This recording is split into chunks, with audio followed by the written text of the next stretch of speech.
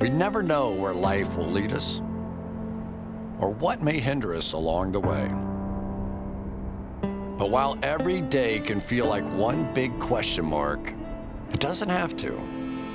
With the right insights, strategies, and solutions from Western and Southern Financial Group, together we can look ahead to leave the unknown behind. What's Pro Football Focus doing? Last week they had Brady. This week they got Brady. We're literally doing it differently from everybody else. As a matter of fact, moving forward from this point on, I will not make reference to PFF. Do you not understand that they are that way because you're Joe Flacco? You just like to discredit things that people deserve credit for. That you can't possibly be expected to defend that. Talk about the game, Sam. So, who cares about what people think about us? Yeah, I like football season, all the things that go with it.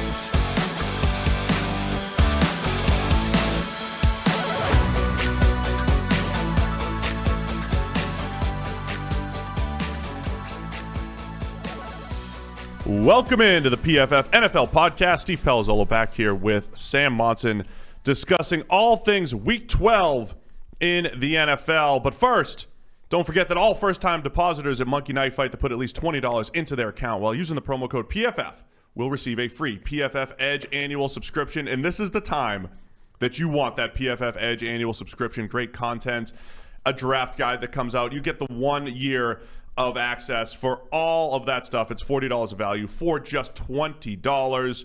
And you get the opportunity to turn that 20 into even more money playing daily fantasy and prop games at Monkey Knife Fight, one of the fastest growing sports sites in the country. So go to Monkey Knife Fight, you deposit your $20, you use the promo code PFF, and you receive your PFF Edge annual subscription. It's pretty easy. Sam? Steven? You ready to go? Yeah. Week 12? How was your Thanksgiving? It was good. We got I didn't get a full turducken, because, there's three of us and those things are massive, right? But we got a turducken roll. You went turducken? Yeah. An ode to John Madden. It's been a while. That is great. Nostalgia with the Joe Montana things in the offseason. There'd always be 6 legs sticking out of that thing. Right? Yeah, no, I didn't have the multi-legged thing. It was like a crown or whatever they call it, like the rolled thing. It was nice. Did it go good then? It went well? Yeah, it was good. Excellent. You? It was good, just it was a huge party, just the 6 of us. All the Palazzolo family. It's amazing how much effort you have to put into cooking for really 2 people and 4 little humans. And then, Anyway, let's get into it. There was also bad football for the most part. There was some ugly football. 40 points put up by the Houston Texans and the Washington football team. Let's start Texans and Lions. This game felt like, the week before where Detroit couldn't put up a point against a bad Carolina team. And it was like, wow, that probably should have got people booted out of the building. And then it was like, no, we'll stay the course. We'll have some patience. And then this week was like, no, we weren't kidding. Like, we're really this bad. That's basically what this game was. It was like a reminder that, no, the stuff you saw the week before against Carolina, we weren't messing around. Like, this is how bad this team is. You should probably get rid of everybody. Oh, man. Yeah, Detroit, one of the bigger disappointments of the season. Matt Patricia has officially been fired, as has Bob Quinn. Mm-hmm. So it's a complete overhaul there. I had a hashtag for what we're going to do in Detroit. Oh, I yeah? had it yesterday. Let me see if it comes back to me at some point during the show. We talked before, like, what do you want to see from the Lions this season? And it was like, can you show me growth, development, something getting better?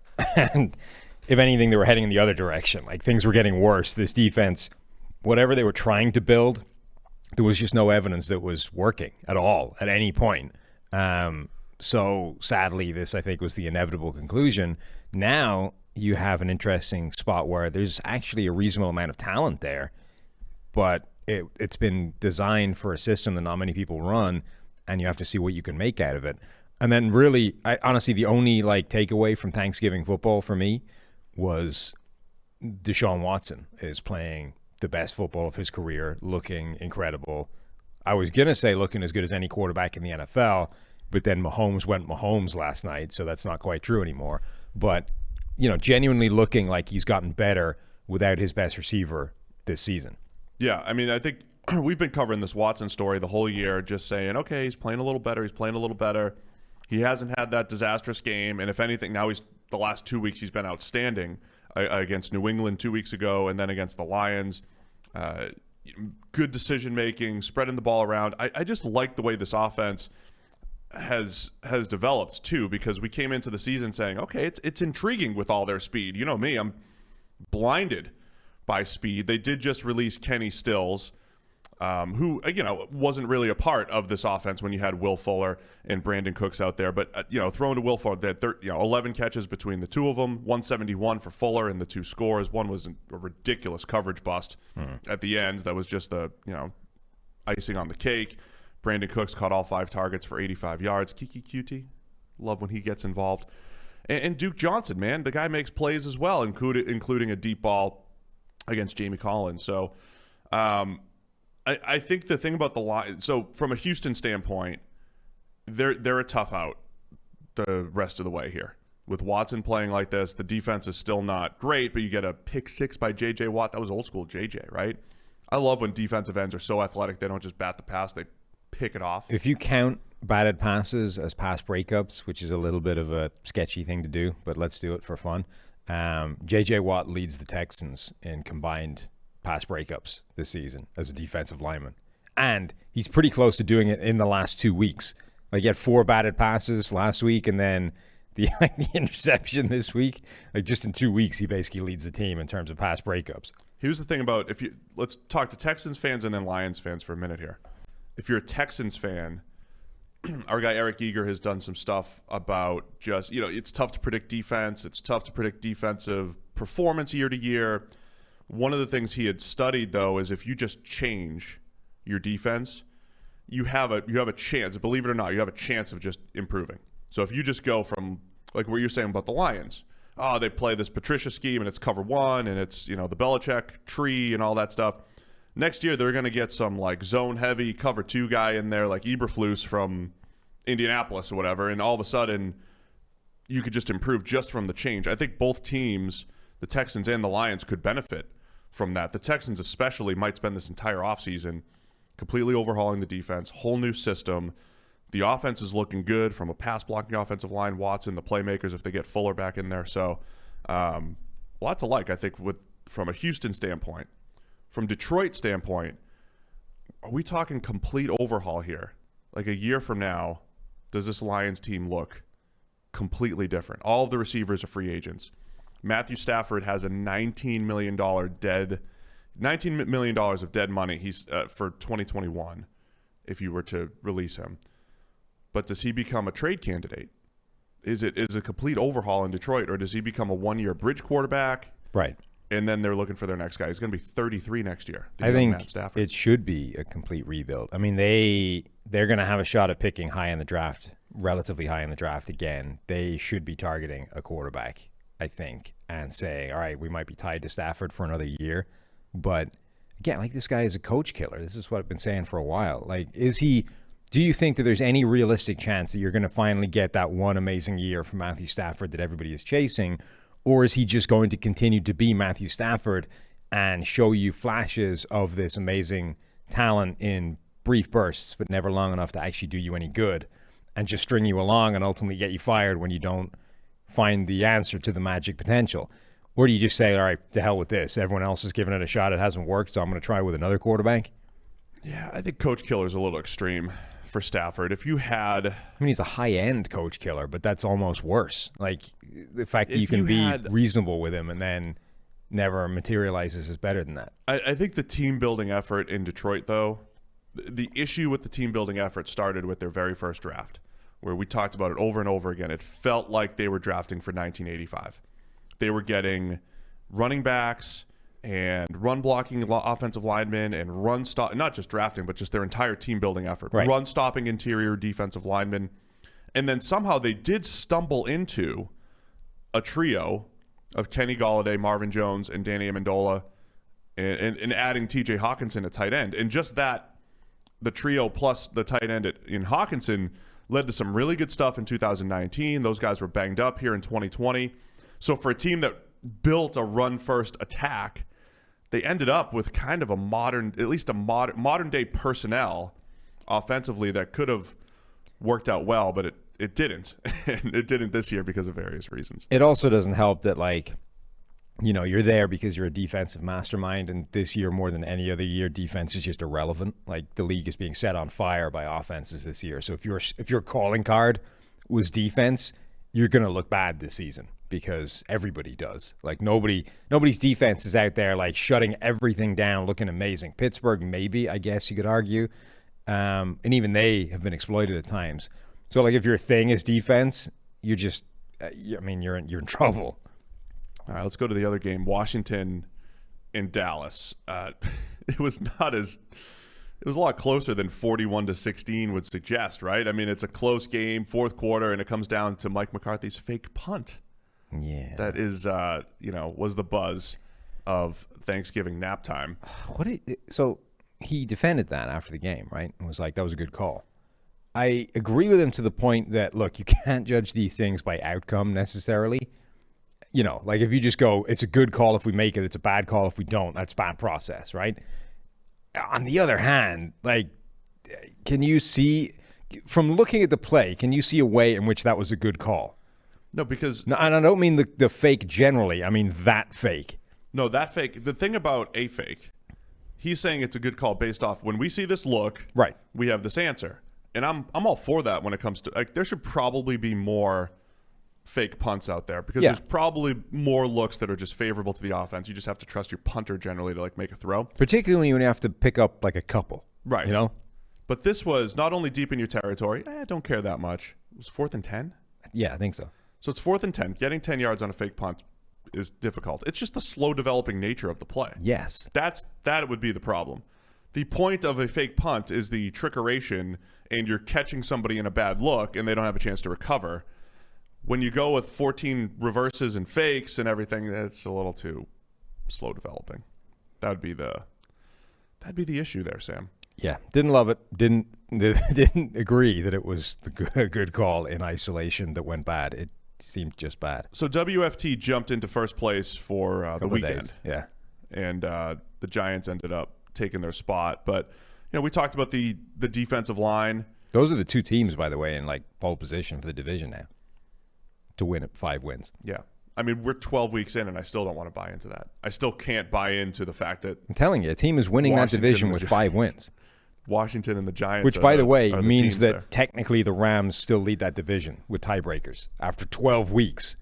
Well, the Rams are a dominant NFC East team. Mm-hmm. Really nice job by the Washington defensive line. Montez Sweat had a huge game. Jonathan Allen, Chase Young. I mean, that is... Pick 6 for Sweat, right? Yeah, I mean, that's their calling card there, is this defensive line can make an impact. And say what you want about Alex Smith. He didn't have to do a whole lot, but that's, solid. Just move the ball. Washington have a shot at 6 wins. Like, their next 3 games, Pittsburgh loss, 49ers probable loss, Seahawks loss, then Panthers, we got a shot at a win there, and then finishing up with the Eagles in week 17. So they can get 2 wins.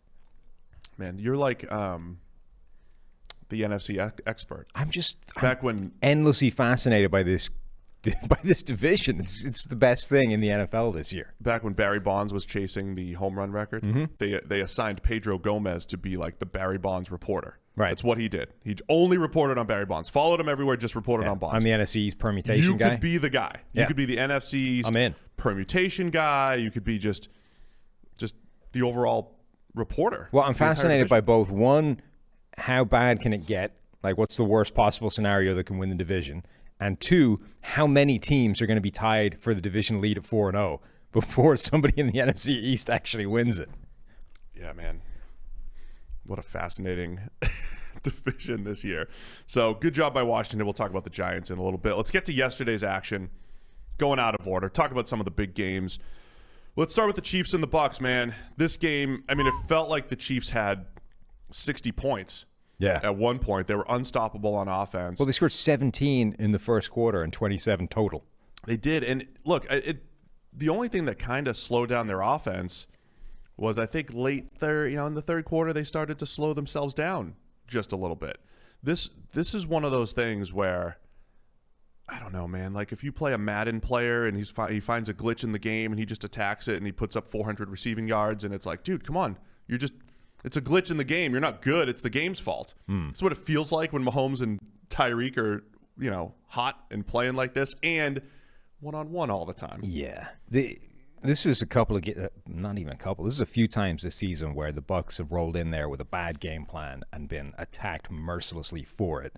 Like just hanging, and who is it? Benjamin Solak, who I think is going to be on the show at some point in the near future. Is he? I believe so. We're getting Benjamin on the show? I think so. Anyway, he tweeted something like, guys, I promise you Carlton Davis has been good this season. Like he's just been hung out to dry. And he was. Like they were just putting this guy one-on-one with Tyreek Hill in hideous situations. You're like, I don't know what to tell you. That's just not a winnable scenario for him. That's a bad matchup. And it really was. And there were periods of that game where we talked about this before coming on. Like when Mahomes starts to scramble, right? There's a sort of set pattern that receivers run in the scramble drill, the adjustment, right? And one of them is a guy, wherever he's going, will sort of work his way to the quarterback and then sharply go deep, right? Just turn and pivot and start running downfield, and it's a wide open deep shot from Mahomes. And Carlton Davis was basically keeping Tyreek Hill like 10 yards in front of him because he didn't want to be the guy that in that moment suddenly Tyreek Hill turns upfield, runs past him, and has another 70-yard touchdown to his name. And you're watching this, and you're like, I don't even know that that's the wrong decision. Like you're giving him a free 10-yard completion on a pretty critical down, and yet it probably is better than being the guy on the low light reel that lets him like turn upfield and just another Mahomes to Tyreek Hill completion. It was just absurd. And to their credit, at least this time they did adjust and change some things, at least for a period, and then seemed to revert back towards the end of the game. That's the thing. Like early on, it's a lot of man coverage, and Tyreek is absolutely torching Carlton Davis. But over the course of this game where Tyreek, Romo, and those guys were, he's on pace for 1,000 yards joking around. He ends up with 13 catches for 269. Only guy in history since it's him and Jerry Rice. The only guys to have at least 13 catches and average. I forget what they used as a cutoff. I think it was over 20 per catch. So Jerry Rice one time in 95. Yeah. And then Tyreek Hill, 13 catches for 269. That's insane. But again, he had like 200 yards in the first quarter. He did.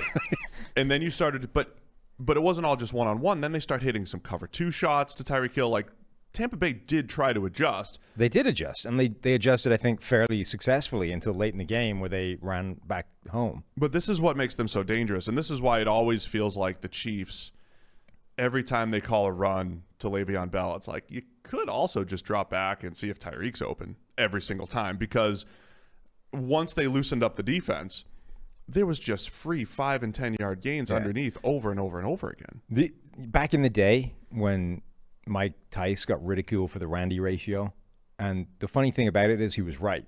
Like you should absolutely be feeding the ball deep to Randy Moss once a quarter. Just take a shot. Why not? It's getting you 50 yards a pop.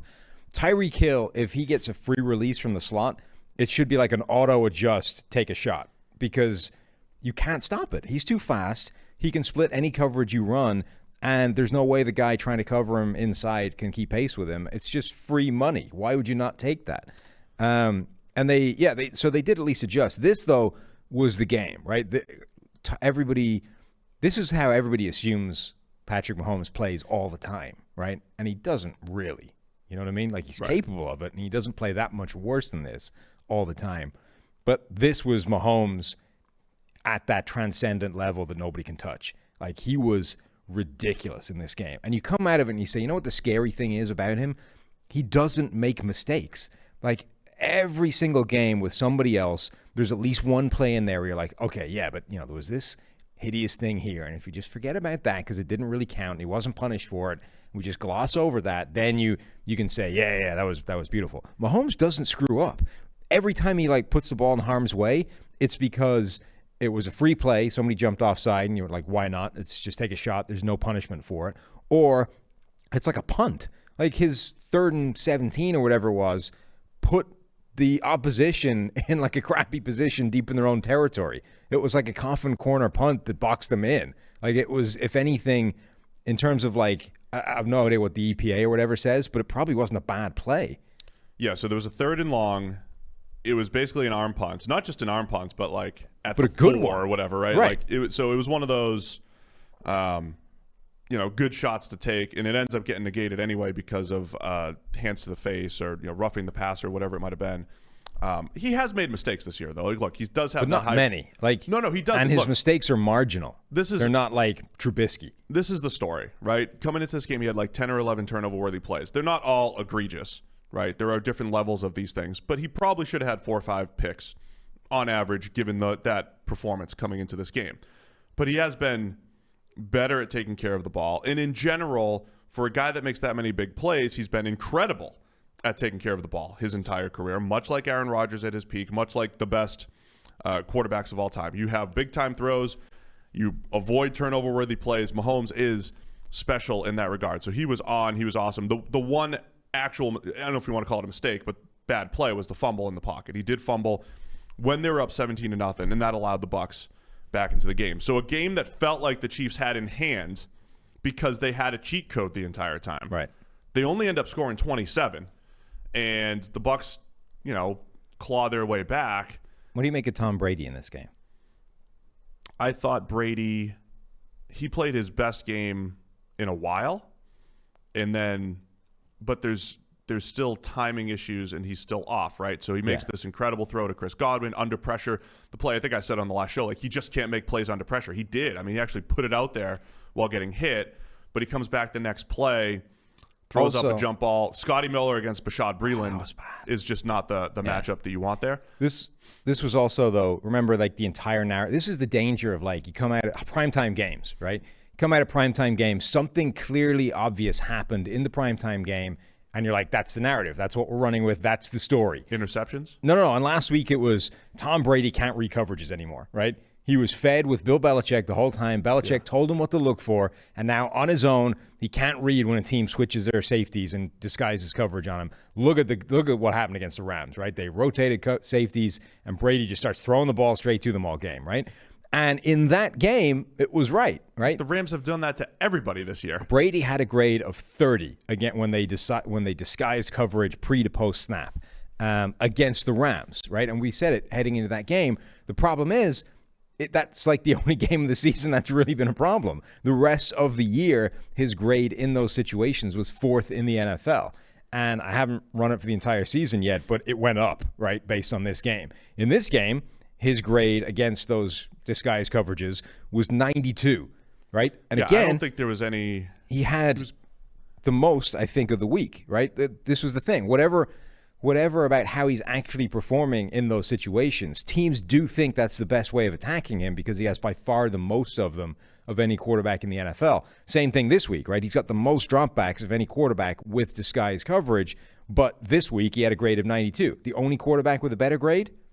Mahomes? Yes. There you go. So the narrative that Brady can't read coverages, doesn't know what he's looking at. If you just change the safety post-snap, he seizes up in the pocket and it's a disaster. Bullshit. Brady can still read coverage, can still throw the ball well. He just had a bad game against the Rams, and you probably shouldn't read too much into one crappy game on primetime.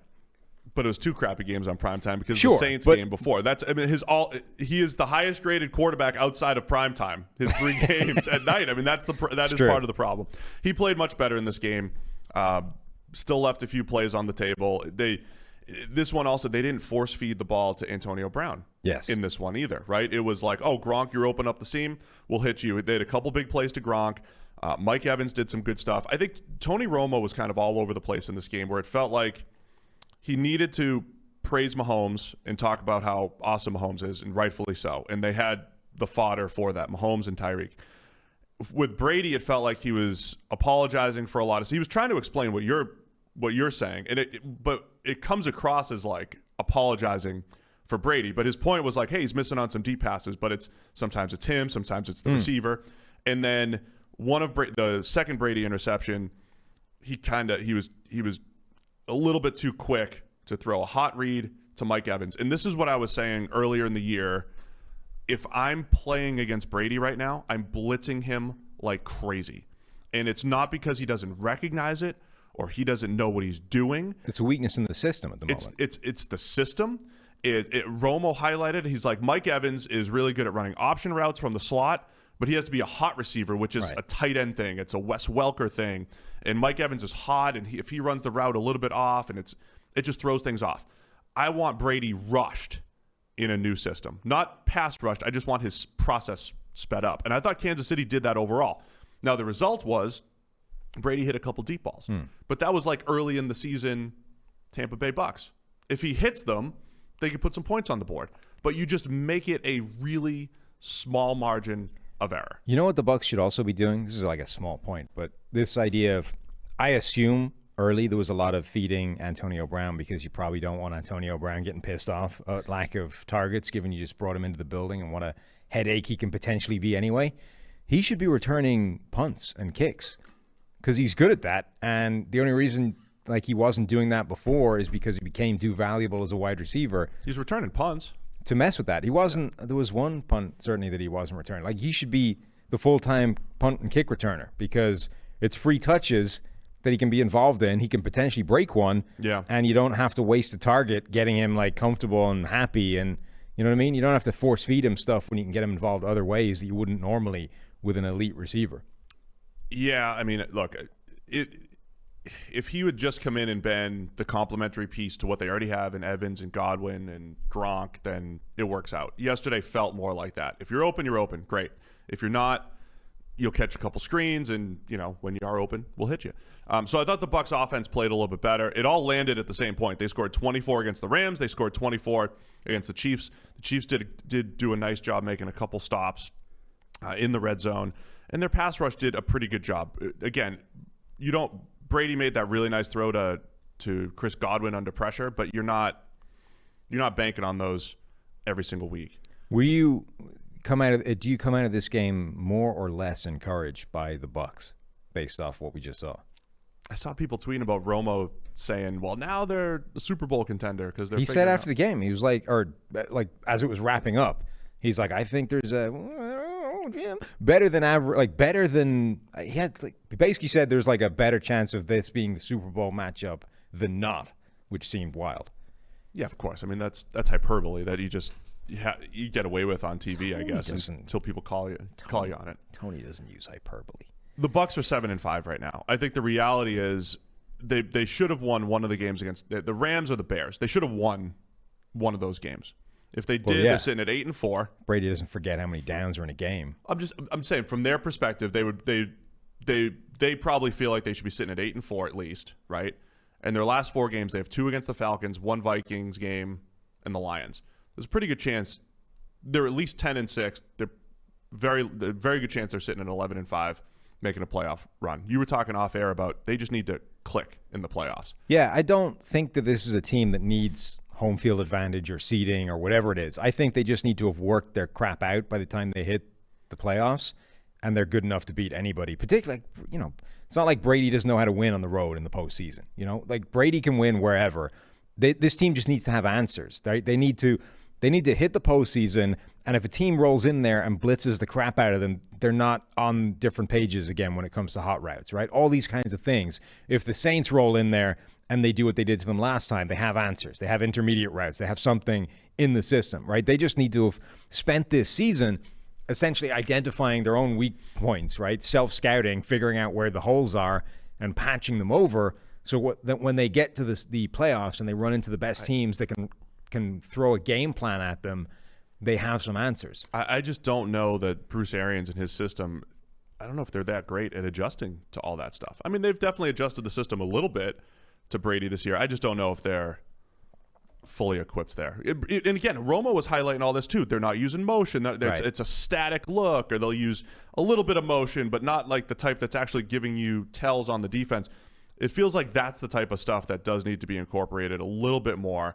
Also, it's this weird, like when you get into the red zone, right? To win in the red zone, you either need dudes that are going to win, or you got to scheme it up, right? Like when you watch Aaron Rodgers last night in the red zone with the Packers, Matt LaFleur is scheming it up in the red zone. There are, not to take anything away from Rodgers, but how many easy, wide open 2- and 3-yard touchdowns has he had this year? He's had a ton schemed up. The Bucs scheme it up by like rolling Brady out and trying to hit Leonard Fournette in the flat.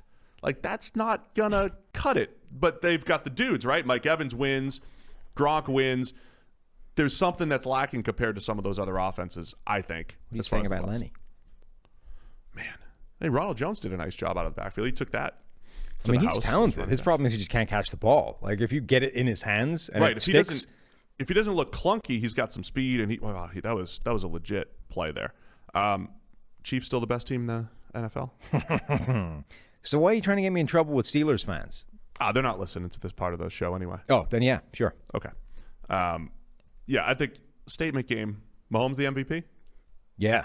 I mean, he was like his best week for MVP happened when he didn't play. Like everybody else got worse. You know, everyone else's case. I do think that Russell Wilson, I think, is his competition. Like, he's about to go on this run of 4 games against, the NFC East and the Jets. Like, he's going to look amazing. He timed his crappy games for, like, the right period, middle of the season where nobody's paying attention.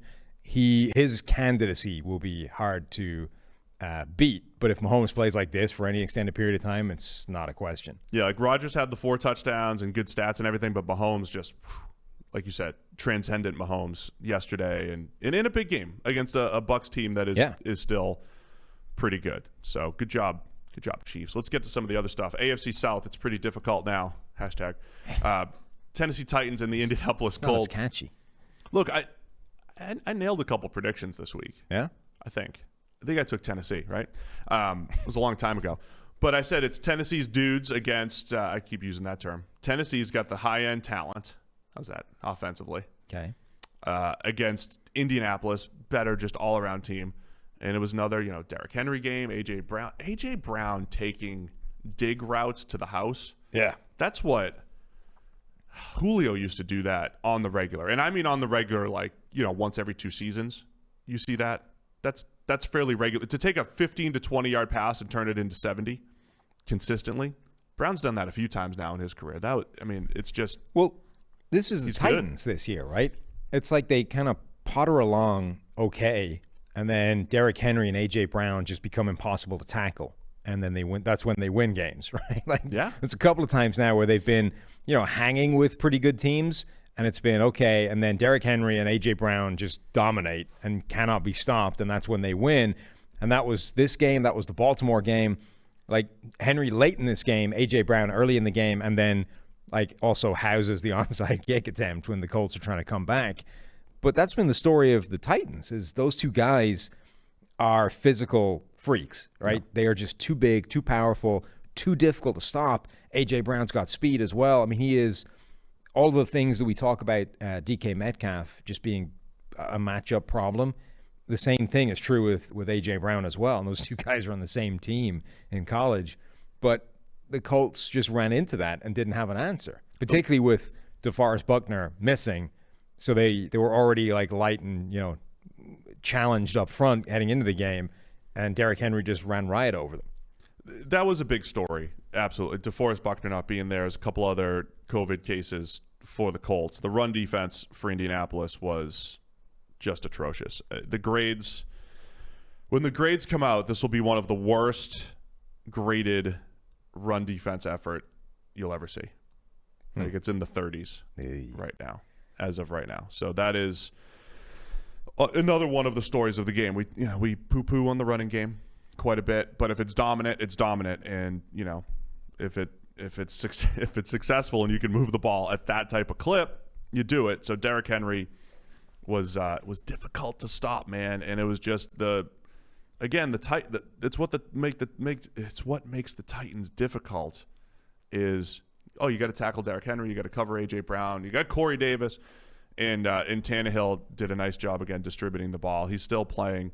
He's playing solid football. He's not doing what he did last year, but this is classic Titans football, right? He only had to drop back 27 times, and Henry did a lot of the work. That's what they want to be able to do. Yeah. So they made a lot in the broadcast about this is the game that. This is why you gave Derrick Henry all the money. It's for November, December, rumbling Derrick Henry. I don't know. Is there anything to this idea that late in the season, after everybody's knackered and falling apart anyway and injuries strike, Derrick Henry's rumbling 250-pound nightmare issue to stop becomes a bigger problem to deal with? I think the depleted Colts defense Right, not but that's kind of my DeForest. point, right? It's not that Derrick Henry becomes more powerful as everybody else gets weaker, right, late in the season. But if Derrick Henry is still up and running and everybody else is getting injured, because just attritionally teams get weaker as the season goes on, that's why it becomes an issue. Not that like everybody else is just an inferior human specimen. Yeah, I mean, sure. But it also it also helps that the entire offensive line, yeah, I'm making your point too. It helps that I think the entire offensive line all graded well above average from a run game perspective, and narrative stuff is fun and all. But I think, again, we said this a couple weeks ago, you have a Derrick Henry or you have a Dalvin Cook for 2, 3, 4 games a year where I think they become a legitimate factor over another back, over the average running back. Is that fair? Yeah. They don't win you 3 or 4 games a year, but there's certain games where it's like, oh yeah, we didn't have to pass a whole lot because the running back decided to become a freak show, combined with the offensive line and poor run defense. I mean, last year his grade was 10 points better in the second half of the season than it was in the first half of the season. Okay, he might be he could be the entire trend breaker. I don't know. He could be the guy. And the scary thing about that, if it holds true this year, is that his grade is like, it's like 5 points better in the first half this year than the second half last year. So if that trend continues, he's going to turn into like Jim Brown on steroids second half of the year. Okay, let's roll with that. I was going to go with Juggernaut from the X-Men, but I like yours better. No, I could also use roided up Jim Brown. My Bud Bowl example again. No, stick with roided up Jim. I like that one. Okay, so I got one for you, Sam. Mm-hmm. Grades aren't finalized yet, but Phillip Rivers is on pace to continue this incredible trend, Folesian trend, of he has not graded in the 60s this year. 60 is about dead average. Yeah. Right? 67, 68. It's pretty average. Light green, slightly above average. He now has 7 games, right? 4, 7. 7 games at 70 plus. That's good. That's above average. And this will be his 4th game under 60. After this game, assuming this holds, there will be no middle ground on Phillip Rivers this year. And those games, they beat the Bears, right? Did they beat the Bears? I don't remember now. That was week 4. But his 4 games, Titans, Bears, Ravens, and Browns. I know they lost 3 out of the 4. I think they did beat the Bears, though. So the Colts are going as Phillip Rivers goes. If he plays like essentially the way Jacoby Brissett played last year. They did beat the Bears. Yeah. So they're 1-3 in these games where he's under 70. And that has largely been the difference in their season to this point. Yeah. I mean, last week I think was a game where like he was brought in for that game, right? Packers get up. You need to have a quarterback that can execute that kind of comeback, and Jacoby Brissett isn't it. The problem is that all of their games seem to be that this season with Phillip Rivers. It's like they are dependent on Rivers, and they literally perform as he performs. If he has a good game, they can score, they can get up big, or they can execute big comebacks, and they can win. If Rivers just has a bad game where he starts heaving the ball at the opposition, they're sunk. It's actually because the weird thing is we anticipated a big reason Phillip Rivers might have success this year is because they had what looked like the best run-blocking offensive line in the NFL on paper heading into the season. And it really hasn't been. No, the line's definitely disappointed. And there's been certain games from a pass pro standpoint they've disappointed. And guys like Quentin Nelson, who was like on this track to being, Larry Allen again, right? Really good as a rookie, particularly after like the first few games that were relatively shaky. And then like from that point on, he was the best guard in the NFL, 90 grade, heading into year 3. You're like, this guy's about to put it into the stratosphere and just be unbelievable.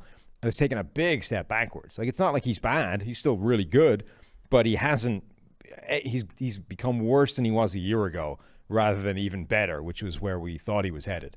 And the entire line just hasn't been as good. So not only has that had this effect on Phillip Rivers, where he's very dependent on an offensive line at this point, it hasn't provided this unstoppable platform for the running game to have whatever success it wants to have. Right? It was like whoever wins the sort of hot hand job on a weekly basis, the hot hand job, that didn't come out right, on a weekly basis between Jonathan Taylor, Nyheim Hines, and can we get an editor in here, Jordan please? Wilkins. Like whoever wins that gig is going to be dominant on that game because the run blocking is so good in front of them. but it hasn't been. So every now and again you get like a Jonathan Taylor game where he shows up, looks good, but it hasn't been the platform to like carry an offense and make it so that Phillip Rivers doesn't need to play well. He needs to play well, otherwise the Colts don't win games. It's really as simple as that. Point well made. Yeah, I thought so. Look, when you say enough words over time, sometimes. Well, I was hoping if I just kept going long enough, we could get past the unfortunate, word. I'm glad you caught it because I wasn't going to say. I wasn't going to say anything. No. Anyway, I think my point coming into the game too is these two teams. It wasn't as lopsided as it looked a couple Thursdays ago, where the Colts won. Sure. Titans flipped the script here, and the AFC South is pretty competitive. So the Titans play the Texans, right? Titans and Texans next week, I believe. And that's an interesting one because the Texans, they're not pushovers if Deshaun Watson is playing top three at a top 3 level, which he is right now. He's the best quarterback in the division, even if the team around him is not good. Ooh, a good take and the right one. All right, let's go to the Arizona Cardinals at the New England Patriots. Look at the Patriots sneaking this one out, 20-17. It looked like so Cam Newton will have walked away from this game, but the passer rating was like 30 or something like that. No, less than that. What the heck was it? It was the lowest for a winning quarterback in a long, long time. Not that with 23.6. It looked like he threw essentially a game-ending interception. They're on a game-winning drive. Interception. Drake Kirkpatrick kind of beats up Damiere Byrd, but Cam leaves it way inside regardless. And then Zane Gonzalez misses the go-ahead field goal. The Patriots drive back. And so the point I've made about Kyler Murray in the past is that he brings a baseline of success to the offense because of the run game. Even when he's not passing well, he brings some value. That was kind of Cam in this game yesterday. Converts a few first downs on design runs, and then it's 3rd and 10. Keeper for a first down. So in a game where this is like a college box score here. He's 9 of 18 for 84 yards, 2 picks, the 23 passer rating, but he had 9 carries for 46, including a key 14-yarder on the game-winning drive. Also a little sketchy penalty there. That was the penalty play, right? Yeah. Only enhanced by the extra 15 tacked on the end of it. He was inbounds, but Isaiah Simmons kind of hit him low chin strap-ish. I don't think that's what they did. I don't. Yeah, so you can make the case that was illegal anyway because it was sort of helmet-to-helmet-ish. I don't think that's what they called it for. That's not late. He was inbounds. Yeah, but that's what I think. I think you've just reached a point now where you can't hit quarterbacks as they're heading to the sideline. It's not the white line is no longer the demarcation of when you're not allowed to hit him. It's like if he's close to the white line, you've got to ease up. You can't take a shot at him. So in this game, a couple things happened there. First off, Cam did not play a good football game, but I think it also what the rushing ability does, raise the floor of the offense a little bit. Cam showed that. I have issue with the rules. I hate talking rules. I hate it. But Kyler Murray, there was a player that he had in this game too, where he kind of like looked like he was going to slide, and the defender slowed up, and then Kyler just scats right past him. The quarterbacks are doing a really good job of exploiting the rules that are already in their favor. And Cam didn't exploit the rules along the sideline, but he just got hit in the mouth. He just happened to get hit. But it's one of those things where like we're seeing quarterbacks sliding as late as possible, almost inducing 15-yard penalties, an almost fake slide by Kyler. And not that Cam did anything on purpose, but they get a free 15 because there's a hit along the sideline where the guy's still in bounds. And so quarterbacks do that as well, right? They stay in bounds as long as possible and almost invite the hit that looks like it's late, and it's a free 15, and I hate it. Yeah, so there's a discussion to be had that, in fact, is often had more with defenseless receivers, right? And like, what do you expect the safety to do, right? I think this is worse. Like, the play that Kyler Murray made showed that there's literally no answer as a defender. Like, you can be put in a spot where you are wrong whatever you do. You either treat him as a genuine running threat and you have to make a hit, at which point he can literally bait you, wait until you're committed to the hit, and then start to slide, and now it's a penalty. Or you ease up because you don't want that to happen, and he does what he did and just run around you, and like you're screwed. The fact that it's possible now to essentially manufacture that penalty anytime you want it is, I think, a problem in the rules. That shouldn't be the case. I think the only the only real situation where you can actually induce a penalty by your own actions, effectively, deliberately, any single play you want. I can't think of another scenario where that's possible. I can think of, you can try and do it with hard counts and all those kinds of things, but this is basically impossible to stop that way, and that does feel like an issue. And it's 15 yards. Yeah. Is the thing. I mean, it's kind of like the uneven balance of like the underthrown 40-yard pass interference that gives you 40. Kyler made some nice plays in this game. Some of his best throws was the throw and duck pass. Love a good throw and cower. Throw and cower. That's better. Not coward, but cower. They made the point on this broadcast, though, too, that it seemed like Arizona was a lot more, they were protective of Kyler. Had the shoulder injury, trying to protect him from hits. So now the opposite is true. This floor that the offense has with Kyler as a runner, where he's going to run 8 to 10 times a game, scrambles and design runs. He only runs 5 times, had one big run, and that was it, pretty much. Couple key runs. But it just, the margin of error for this offense now is a lot tighter, where they don't have those free yards on the ground, only end up scoring 17 with the missed field goal, and I do think it limits them a little bit offensively. Yeah. Not having Kyler as a runner. It does. There was something tremendously fitting in this game as well about the only New England receivers having catches, wide receivers being Jacoby Myers and then Damiere Byrd, like the only two that can actually generate any form of separation whatsoever. Only one catch for James White ruined the fact that they would be the only 2 receivers at all for the Patriots to have a catch. N'Keal Harry, 0 for 3 when targeted. That's not great. N'Keal's funny, too, because they use him to crack block a lot in the run game and stuff, and it's like, he'll miss a few of those. It's like, all right, dude, we need you to at least... What are you good at here, exactly? We need you to at least hit some crack blocks, break one on one of these end-around jet sweep deals, and, create a little bit after the catch to maximize your ability, and it's just not happening for N'Keal. Yeah, and then DeAndre Hopkins and the Hopkins-Gilmore battle was pretty fun. Oh, it was great. They had a penalty on both guys on the same play. Yeah. You never see that. Well, usually when you get those like absurdly physical one-on-one matchups, it's just like, all right, we got to let most of this let go. Them play?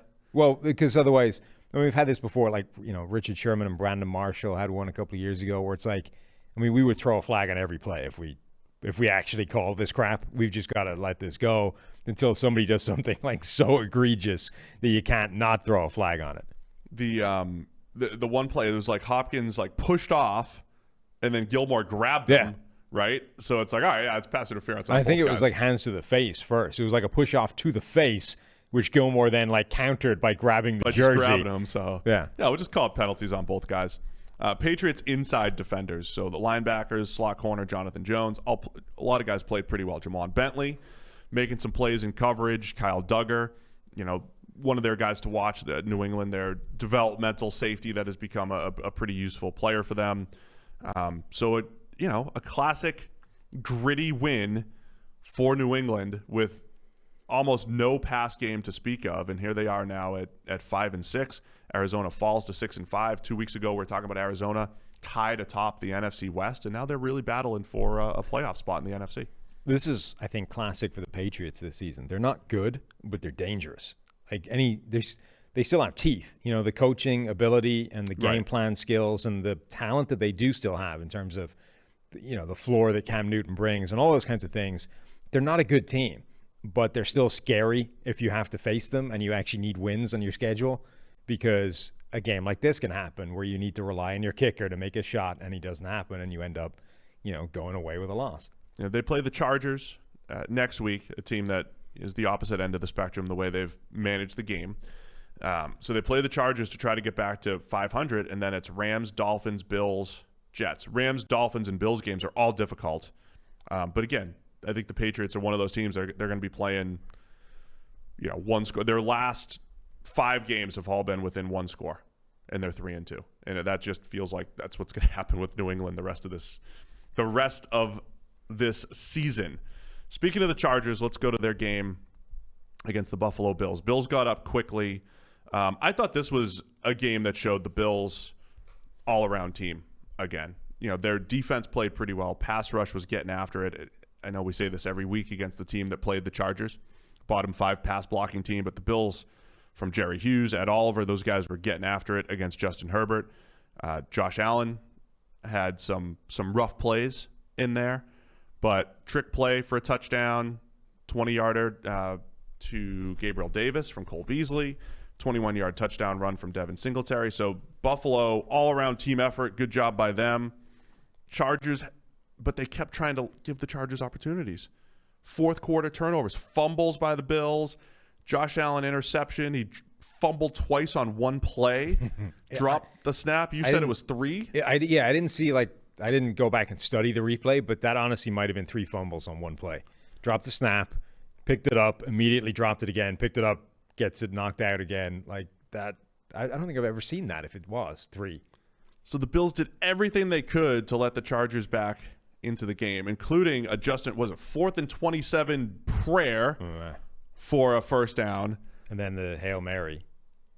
Yeah, that was the that was the one. They had 2, didn't they? Back to back? There was 2 big plays that they gave up, I think. Oh, yeah, maybe I'm forgetting the one. But this was, for most of the game, actually, yeah, the Bills' offense was vastly outcoaching the Chargers' defense, but individual players were conspiring to let that down and almost offset the advantage they had. The play calling that they were dialing up was carving this Chargers defense up so badly, and the number of free plays and just busts and massive mismatches that they had schemed up were crazy. The Bills are doing an amazing job at that, and then just kept letting it be close because they couldn't execute in key times.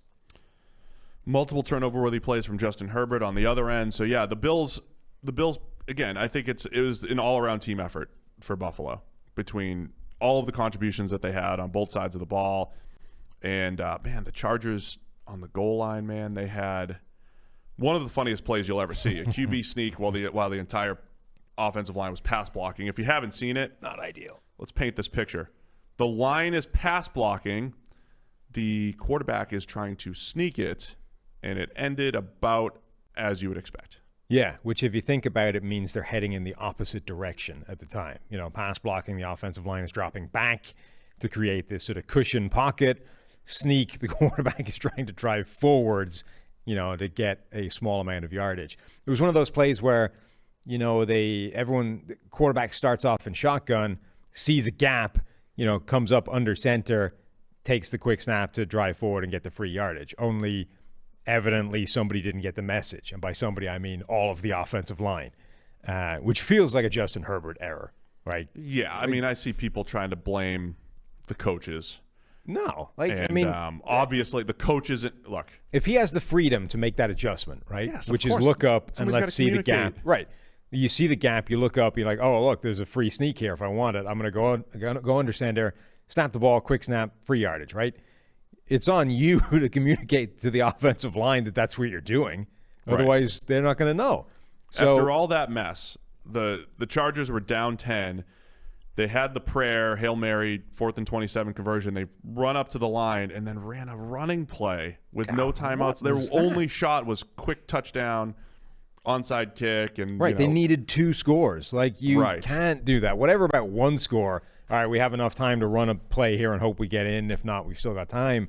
You needed 2. This is but the whole game felt like the Bills were up 24-6 at one point, and the whole game felt like the game was over. And the Chargers didn't really believe that they had a shot every time the Bills kept fumbling and letting them back into it. But before you know it, they're on the goal line, 2 scores down with, seconds left, but still technically a chance. But I look at it from the Bills standpoint saying, okay, they took care of business. They played a good game defensively. Their defense is coming around after a slow start this year. I think that was a really disappointing start to the season for a Bills defense that had been consistently good under Sean McDermott, but they absolutely dominated at the line of scrimmage, all of their guys. Joey Bosa was the only guy that could get pressure on the other side for the Chargers. He was really good. He was really good. He was highlighted often on the broadcast because he was making plays, 3 actual sacks and multiple other pressures. But Buffalo takes care of business there, in control in the AFC East because the Dolphins are coming quickly. Let's let's touch on Sunday Night Football. Chicago Bears, Green Bay Packers. Just a beatdown. Yeah, it turns out that Trubisky didn't fix it. Who'd have thunk? He did not. Despite apparently having the best week of practice Matt Nagy had ever seen. I mean, that's surprising. I like that was at least thrown out there as take this as you will. We're not going to, nobody's going to, make any judgments on it either way, but, take it as you will. To be fair to Matt Nagy, like he's at this point in such, like, what do you say? Like, we know it's Trubisky. You know it's Trubisky. Everybody knows how this is going to go. This is what we're dealt with, right? These are the ragged, dog-eared cards that fate has dealt me, and this is the hand I have to play. I know that I'm sitting here with a bunch of low, mismatched squat, and you have a full house, but this is the hand. This is the only hand I've got, so we got to push all the chips in. And, it's still Trubisky. And even like at halftime, it was like, oh, I was okay with the first interception because we knew we were taking a shot in the play. Like, what? I mean, that okay, but that doesn't, like, that's not a reason it was okay. That's just, what? And then another, like, hideous injury. It's just bad. And the funny thing is, like, when you're in this situation and it's already going bad and you're already turnovers and you're already dealing with Trubisky, you then, like, there's a forced fumble where he gets face masked, like, twice in the same play and it doesn't get seen, right? Fumble, like pick it up, score. It's like even uneven calls just because he's not a top 32 quarterback in the world. Right. That's not right. It's like things are already going south because you're starting Mitch Trubisky. At least have the decency to see when the man is face masked twice instead of adding to his misery by, having that lead to a fumble touchdown the other way. I saw Tony Dungy make the comparison of like they benched Trent Dilfer, their first overall, their number one pick, benched him. And then in 1999, they had to put him back out there after they were like 3-6, and he actually played the best football of his career. And I was like, well, Trubisky already had that year. Yeah. He already had that 2018 season. He already had the same, like a better year than Dilfer even had probably, or statistically at least, but that Dilfer had when he won the Super Bowl. That's what I'm saying. Like nobody where the defense carried him, and you thought that, maybe there's something here. Nobody could possibly have expected like this to go well. You know what I mean? It's like we know it's Trubisky. We know how it's going to go. There's one play that like should be held up as like the encapsulation of Trubisky. It was like an out that had a sort of high-low read from two receivers, and the ball was wide of both of them. And they both like looked at each other like, which one of us was that even to? That's Trubisky in a nutshell. And it was before they benched him. It still is him. Nothing's changed. Oh, man. Darnell Savage with the 2 interceptions, making some big plays on the back end for the Packers. Is there anything to glean from this game from the Packers? It just felt like a mismatch right from the beginning. Rodgers was workmanlike, right? Yeah, they got the win. They got out of there. It's a division game. You took care of business. You made it comfortable. Now move on against teams that can actually challenge you with a real quarterback. All right, so there you go. Well, that was easy. Yeah. Let's go to the game I called. Did I pick the Falcons to upset the Raiders? Oh, I thought you were like moonlighting as in the booth. No, I didn't actually call the game. No. Okay. How difficult do you think? We're going to get to Denver in a minute, where you seem to think that you could do a. Don't put words in my mouth. That's not what I said. Don't do it. Playing quarterback in the NFL is difficult. We'll get to it. How well do you think you do calling a game? Not well at all. I don't know. Well, it depends, right? You see some games where it's like the game's out of hand, they just start having a chat. I could do that okay. But where you actually have to like time your insertions for like 12 seconds in between a play and make some point that's cogent and coherent. Now, that being said, I'm not sure what the setup is when you have like spotters and replays before other people and, you get like teed up essentially to make your point well. I don't know how much easier that makes it, but from my position right now, it feels like a pretty tough gig. Yeah, I saw awfulannouncing.com or at awful announcing or whatever, talking about Mike Tirico being like off the charts good at making things interesting in uninteresting games. Yeah, that would absolutely be a challenge. Mike Tirico, friend of the show. Anyway, Atlanta Falcons destroy the Las Vegas Raiders. Yeah. My point coming in and why I said Vegas is on upset alert, not like get crushed by the Falcons alert, but upset alert was twofold. Atlanta, outside of the drubbing by Taysom Hill Saints, had been really good over the last few weeks, or at least much better over the last few weeks. And Vegas put everything they had Yeah. into that Chiefs game on Sunday night. That was, I think, the takeaway is that this game felt like the pay or felt like the cost for the previous week. Yeah. Including Derek Carr, right? You know, we came out of that game saying that was like the best game of Derek Carr's career. That was near perfect. He was absolutely incredible. He was the better quarterback of the two between him and Patrick Mahomes, who was just like Superman this week. Derek Carr was phenomenal a week ago and couldn't win. Came away with a loss. This felt like the deal with the devil, right? I'm going to make a deal with the devil so that I can play like the best quarterback in the world and beat Patrick Mahomes and sweep the Chiefs, be amazing, right? You're like, okay, that's fine. We'll do that. I will make that deal with you. But next week, it's not going to happen. You're going to get killed by the Falcons. They would have made that deal. All right, that seems fair. Only they didn't beat the Chiefs. They still lost. And then you had to pay the piper. And this is what happened. And honestly, it wasn't even all Derek Carr again. Like, he got let down by receivers, drops in there. But this did feel across the board like the cost of last week. 43-6 is the final. Raiders fall to 6-5. And that's a big loss for them in terms of, like, they were in a pretty good position for, you know, AFC playoffs and in the hunt and all these kinds of things. That was a big blow for their playoff standing. It's such a weird season for the Raiders. They've beaten the Saints and they've beaten the Chiefs. Yes. Right? They've beaten the two teams that are, other than the Steelers, acknowledged as the two best teams in the NFL, right? Lose to Buffalo, good team. They got destroyed by Tampa Bay, but they beat the Browns, who are 8-3. Beat the Chargers, beat the Broncos, took care of business. But it's one of the you were texting me about this too. It's like, I hate teams that I can't figure out, and I think there's always a few teams, and I don't know if it's a Gruden thing, but they're like Rex Ryan's teams used to be like this. Yeah, I think Jack Del Rio's teams used to be like this. Jack Del Rio, when he was coaching the Jags, they would beat Peyton Manning usually once a year in those division games. They would put everything into beating They make Peyton their Manning. Super Bowl a random Week 7 game against the best team in the NFL. And Rex Ryan did the same thing against New England. They'd give the Patriots a really good game, and then they lose a game that they never should. You see this more, I think, in college, where college kids are harder to motivate week to week, right? Keeping guys motivated every week, but that's like the even kill nature of the NFL is so crucial. So that's why you go from you just about beat the Chiefs to losing to the Falcons 43-6 when you needed to take care of business with the Falcons and the Jets next up on the schedule. Football is a game that's so complicated. There's so many moving pieces. There's so much to scheme and execution and knowledge and understanding and right and correct decision making that we sometimes lose sight of the fact that it's still a really violent game where sometimes just want to is a big part of it. The problem with that is, and rugby is very similar for the same reason, right? It's a very physical, violent game, but there's also so much nuance and decision-making and scheme in it, and you kind of forget the sort of primal brute force of it sometimes. And there was a guy, it's been a while since I made a rugby reference, so let's break it out.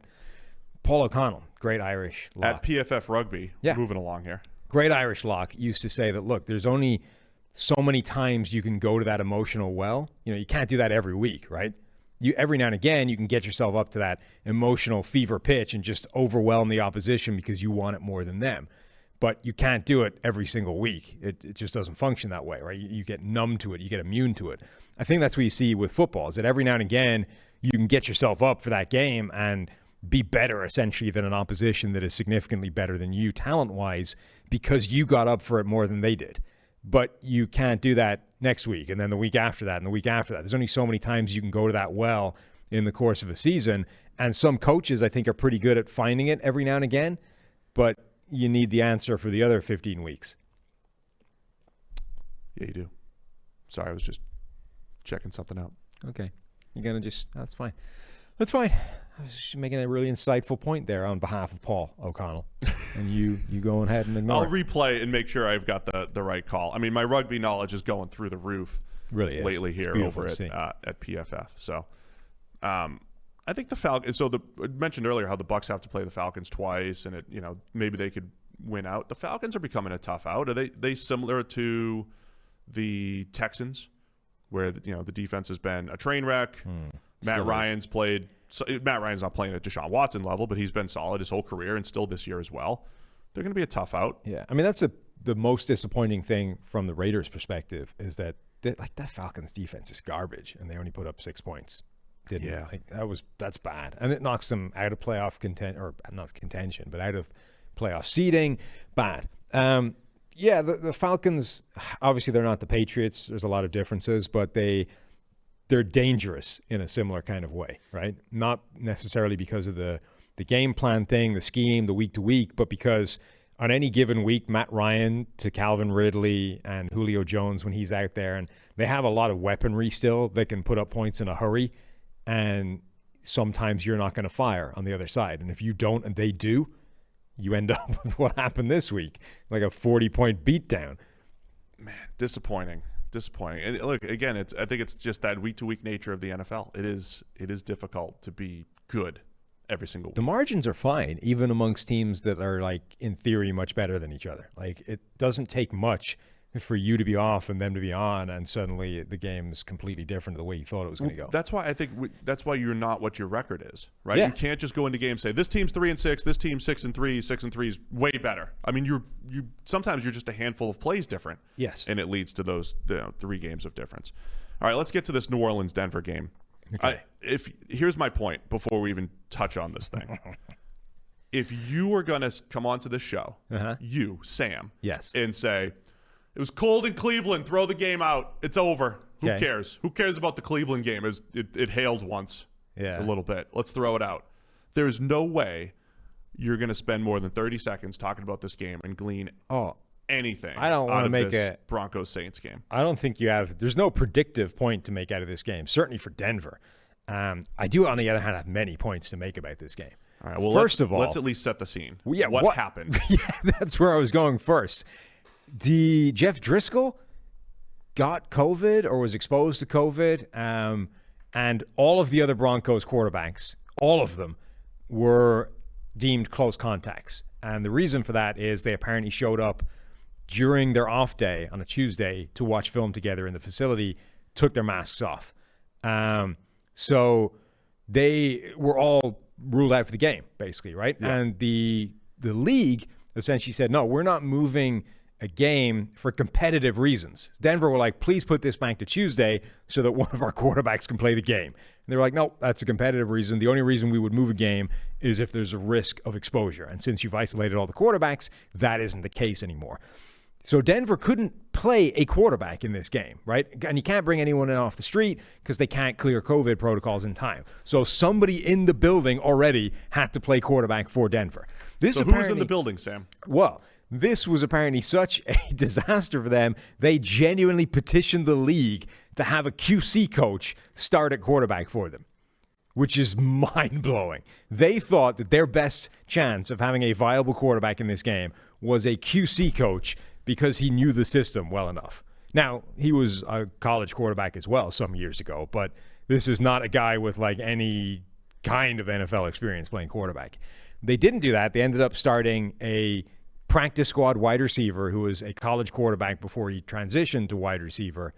And that went about as well as you would have anticipated it going. Now, the takeaway with this was not the poor kid, right? He ended up completing more passes to the opposition than he did to his own team, right? 2 to the Saints, 1 to his own teammates.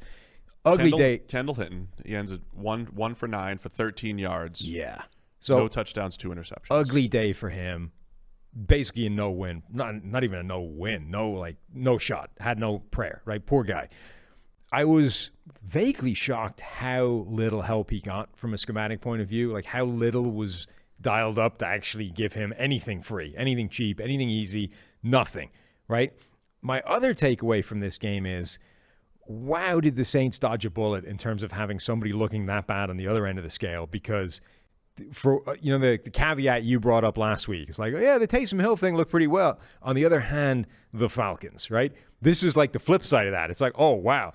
If they'd been playing Denver last week, we might have been coming out of that saying, the Taysom Hill joke is a joke. It is a punchline.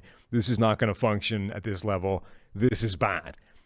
Okay. Taysom Hill looked bad against the Broncos, and nobody really noticed because on the other side they had a guy who wasn't a quarterback playing quarterback. Yeah, the only fun part about this game is like the crazy superlatives that come out of it. This is the lowest gross passing yard game since 1982 when I think it was Patriots-Dolphins. Was that the 3-0 snowblower game or whatever? I mean, it was like a weather game from 1982. Yeah. Was the last time you saw something like this.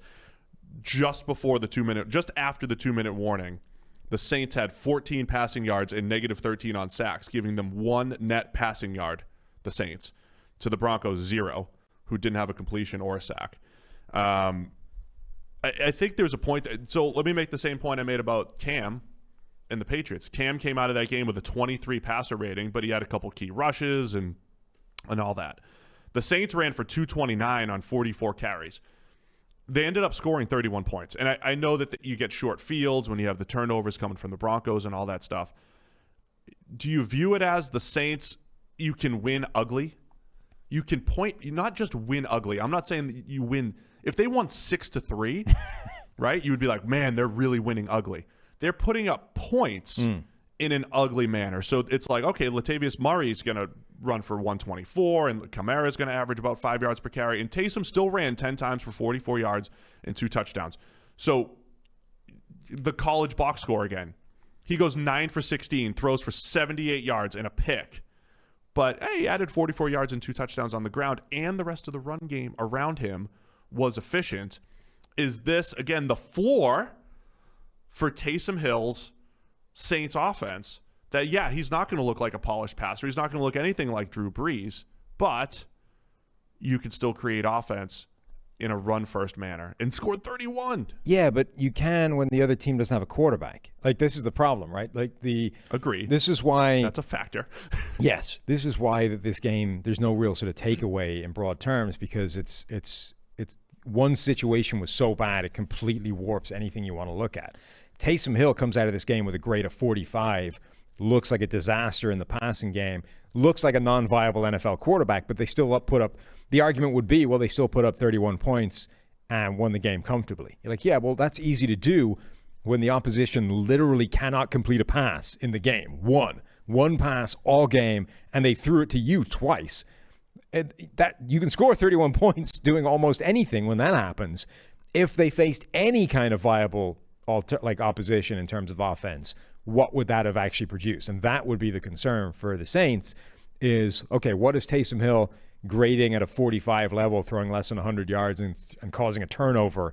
What does that generate against a team that can actually complete a first down every now and again? Look, I know it's not. I know it's not good. There's no takeaways from this game. Here's the one other thing I'll say. That's the takeaway, right? Is that last week we were encouraged by the Taysom Hill offense. Now this week you're massively discouraged, and yet discouraged with an asterisk. We don't know how bad it was.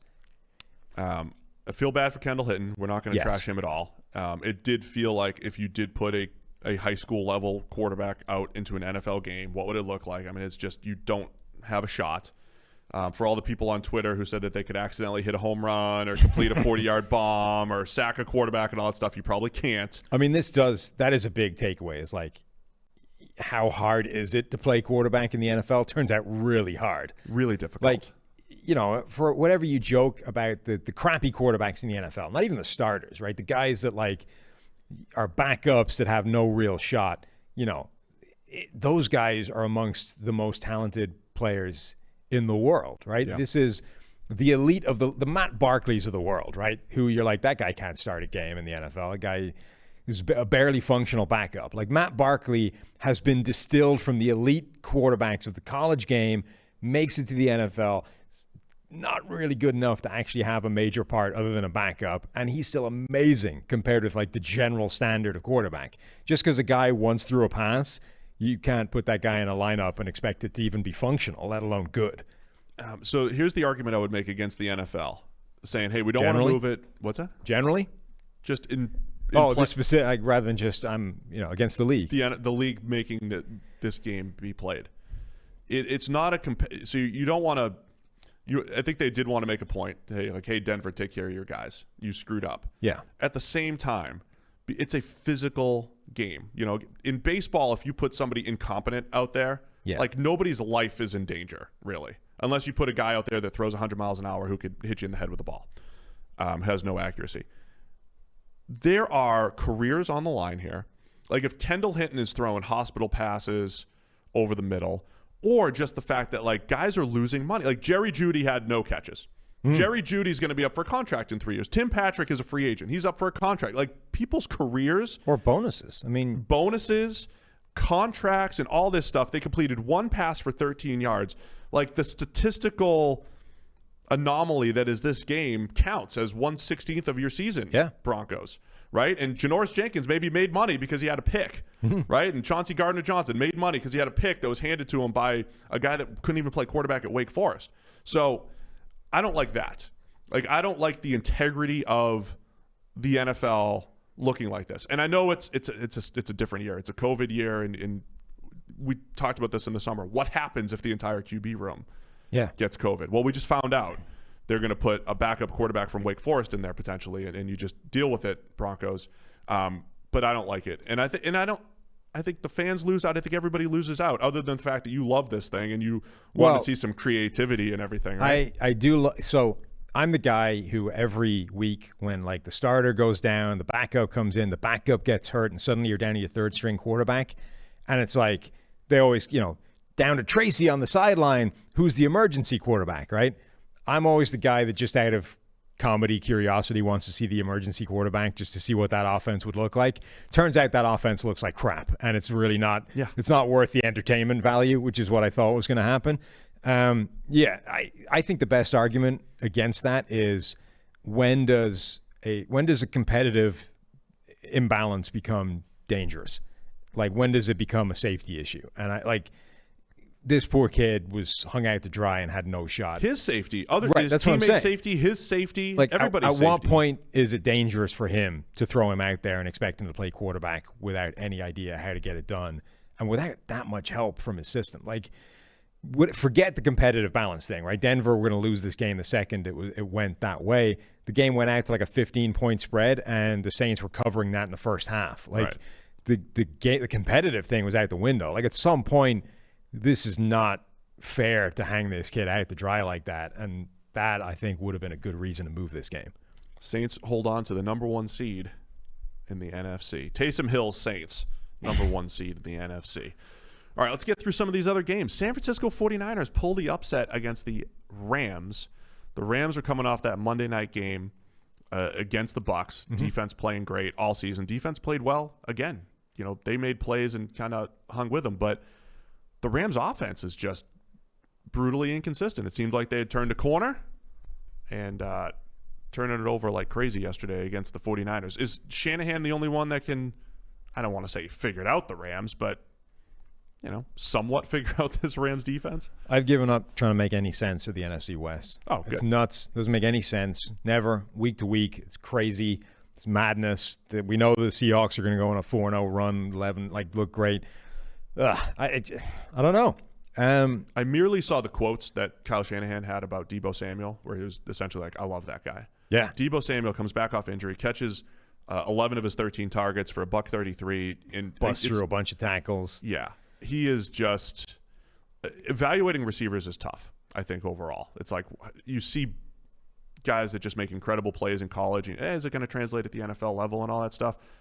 We were talking about with Steve Smith a few weeks ago, but there's like that tenacity that like you just go up and get a certain amount of passes. You're just feisty after the catch. Like Deebo kind of had all of that stuff in college. It is amazing how different the 49ers offense looks when he's out there. And when they have their playmakers and the guys that when you put them in space, they can make plays. He was just awesome yesterday. Yeah. I think Kyle Shanahan is clearly still a wizard. He's capable of doing some pretty incredible things. He's also, that offense isn't just good, it's unique.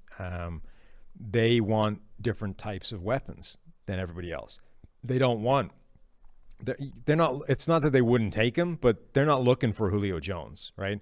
Like in the draft, their target wasn't CeeDee Lamb. Their target was Brandon Ayuk for a specific reason, right? Yeah. Because he does Deebo Samuel-esque things after the catch. That's the type of receiver they're looking for. It's not that a CeeDee Lamb or a Julio Jones can't do that kind of stuff and that they can't make use of them, but they're targeting because of the value edge, right? They value those guys more than other people so they can get them lower down and maximize the kind of impact and the value of drafting them, they have a very specific type of weapon that they want on offense because of what it does. And it also negates the strength of a lot of other even good defenses. Like the Rams went into that game with the best, the lowest passer rating allowed as a defense, right? Like 82, right there with the Steelers as the best in the NFL. And the 49ers, like the one offense in the league where it just doesn't matter. Like, it doesn't matter how well you cover because they're going to throw underneath you and just get yards after the catch. So it doesn't matter if you have Jalen Ramsey and Troy Hill and Darius Williams on the back end because they're not going to test them deep. They're going to put it underneath and just see if you can tackle. And apparently you couldn't well enough to stop Debo and get them having success after the catch. Yeah, we talked about it in the preview. Like this matchup is an awesome one because of the way the Rams defense has played and Shanahan always being able to scheme it up. And their style against this Rams defense, it did work out well. Sean McVay, again, quotes. I don't like quotes on Twitter and the way they get taken out of context. But the quote, it's misleading just the way they're conveyed sometimes. The quote was, the quarterback needs to take better care of the ball. And then it was like, everybody responds to that. And then the next tweet from whoever sent it out was like, well, we need to do a better job of taking care of the ball. So it seemed like Sean McVay was throwing Jared Goff under the bus. Maybe he was a little bit, but he also said took responsibility. But ultimately, you have Goff with a 44 passing grade. That's not going to cut it. Now, it seemed like they had turned a corner coming out of the bye. He had 2 really bad games, week 7 and 8. Bye is week 9. He comes out against the Seahawks and the Bucs last couple weeks, plays really well. This is now his 4th PFF grade under 50. I'm sorry, his 3rd in the last 5 games. So the Rams, they won one of those games against the Bears, but the Rams offense is now just really inconsistent week to week. It is. That's going to be difficult. Javon Kinlaw with a nice pick 6. Yes. Making plays. Any other takeaways from this game? It just feels like a blown opportunity for the Rams, who are sitting atop the NFC West. It is. And yeah, I mean, my big takeaway is just I don't know what to make of this division. The 49ers are clearly better than their record because they've been so battered with injuries. Like 13 guys on IR, I think, this weekend. They're better than that. But the Rams at 7-4, are they good? They've beaten 4 NFC East teams. We know they're leading that division. They do a really good job stomping Tom Brady and the Bucs. And then games like this. The Seahawks are going to go 11-4 in the next few weeks. Are they good? Because they struggle to beat some of the other teams in the division. The Cardinals, we thought, were in the ascendancy. They start dropping games. I don't know what to make of this division yet. Yeah, there's still a lot more to play. I think the Seahawks end up, as we said, this little stretch will pull away. But the Rams are still going to be really difficult. Right, but I don't know. That's my point. Is I don't know that I don't know it means anything. Like the Seahawks will probably win the division by virtue of the fact that they're about to streak off into a 4-game run. Play the schedule that the Rams have already played. Right, but what does that mean? They don't get better. It's an as expected, right? It's like the Steelers when they beat up on the Jags, the Cowboys, and the Bengals. It's like, well, of course you went 3-0 during that stretch. Like that's an as expected. You don't get credit for that. Goff and the Rams, they play the Cardinals next week, the Patriots, and then Jets, Seahawks, Cardinals. So 2 games still against the Cardinals. But that Patriots game in prime time in a couple weeks, when you get to see Goff against Belichick again, that's going to be a key one. Yep. Let's get to this Carolina-Minnesota game. This was a fascinating game. The Carolina Panthers scored 14 points without even touching the ball offensively at one little stretch in the middle of the game. In 10 seconds. Fumbles, returned for touchdowns. But Minnesota makes the comeback in the end. Kirk Cousins showing up in crunch time. Pretty impressive finish for the Vikings. This was a weird game.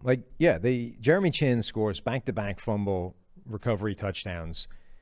Scores twice in 10 seconds, scores twice in consecutive plays. I think they were saying that's the only time in NFL history that's ever happened, like that a guy has scored 2 fumble recoveries on back-to-back plays. They couldn't find anybody that had done it like more than twice in a quarter, let alone like consecutive plays. Yeah. So this game, 14 points based off those, a strip sack and then ripping the ball out from Dalvin Cook. The legend of Jeremy Chin. Then you have, is it Chad Beebe? muffs the punt, leg of the death, right? Almost sunk the game completely. Essentially, those 3 plays aside, the Vikings comfortably won this game. But those 3 plays meant that they needed like a almost miracle final drive to secure it. I did like that they went to Beebe for the game-winning touchdowns. Like redemption story. Right. You screwed this up. You buried us in a hole. You're going to be the guy to fix it with the touchdown catch. But yeah, like outside of that game, the Vikings actually were the better team and probably worth the points. Like they didn't cover the spread, but they actually deserved to you can't take them away, but if you remove like some fairly freaky plays that all bounce Carolina's way, the Vikings come away with this comfortably. It's like the season of creeping back toward average from a team standpoint. The Texans are creeping back. The Vikings, the Falcons, they're all creeping back. All these teams that you want to bury early in the season, but they all have – the one consistent thing is they all have top half of the league quarterbacks between Deshaun Watson, Matt Ryan, and again, Kirk Cousins playing extremely well. And he's doing it he did it yesterday without Adam Thielen. You still saw some just Justin Jefferson. Sorry. Jordan was the quarterback for LSU? Gosh, that was years ago. The one surprising thing in this game to me was how well the Panthers were able to bottle up Minnesota's run game and Dalvin Cook, in addition to the fumble. Heading into this game, it's like Minnesota's without Adam Thielen. They don't want to run. They don't want to pass the ball anyway. So this is going to be Dalvin Cook all day. And Carolina don't have the best run defense in the world. And you're like, run defense is a choice, right? And you're like, that actually, the scary thing about that for Minnesota is it could work. Like Dalvin Cook with 42 carries for like 225 yards, like it could actually be a successful game plan for them. And then Justin Jefferson with like $150 off the back end just from the play action shots, but it didn't. They ran Dalvin Cook, whatever it was, 18 times, something like that, and they held him to 61 rushing yards. More than half of which came after contact. They did a really good job of stuffing that run game and forcing Kirk Cousins to get it done through the air, and he did. On the other side, Teddy Bridgewater comes back. Not an efficient game for him. His one touchdown.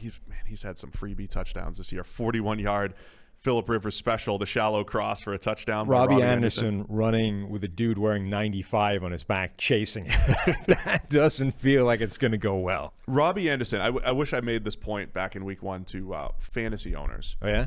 I thought that from week 1, the Panthers felt like they were really going to use Robbie Anderson. They were moving him around. They weren't just using him as a deep threat. They were scheming him open. They were creating deep shots and plays like this for Robbie Anderson to use his speed. So he ended up with 94 yards on 4 catch. I may have made the point back then, but they've done a good job scheming it up with Robbie Anderson. But look, I think the better team won here. I still think the Panthers, even at 4-8, are overachieving. This season. Teddy also missed on a deep shot that could have been a huge play. Like they had it well dialed up, good play design. Sort of, deep guy that across the face of the safety, Harrison Smith, I think, was basically open. And Bridgewater just overthrew him. Like, Bridgewater, one of the biggest challenges is getting him to take the deep shot in the first place. Had it dialed up, got him to pull the trigger, just overthrows the intended receiver. I think it was DJ Moore. And you're like, that's the play you need to make if you're going to have the Teddy Bridgewater revenge game, and didn't. The Teddy Bridgewater revenge game. It looked like it was going well overall. It looked like they were going to pull it off, but the Vikings come back for the 28-27 victory. Mm-hmm. 3 more games on this slate: New York Giants and the Cincinnati Bengals. Daniel Jones with a pretty serious hamstring injury here. Colt McCoy ends up coming in, but the Giants seal the deal with Colt McCoy against Brandon Allen. That's what it finished up as. I love watching Colt McCoy play. Could we just take a moment to appreciate the quarterback play in the NFL this week? I mean, whatever about, is the eulogy we just painted about, even the worst quarterbacks in the NFL are incredible players and deserve some recognition. That being said, this weekend featured Brandon Allen, Colt McCoy, Mike Glennon. Who else was out there? Glennon balled out. We had some wretched quarterbacks. Nick Mullins, Mitchell Trubisky, Taysom Hill. This is nothing compared. Listen, I think it was 2017. That was, again, Wentz was oh, MVP Wentz, and he gets hurt. Like everybody got hurt in 2017. Deshaun Watson got hurt. Carson Wentz. Mahomes hadn't even started yet. It was we've seen worse, Sam.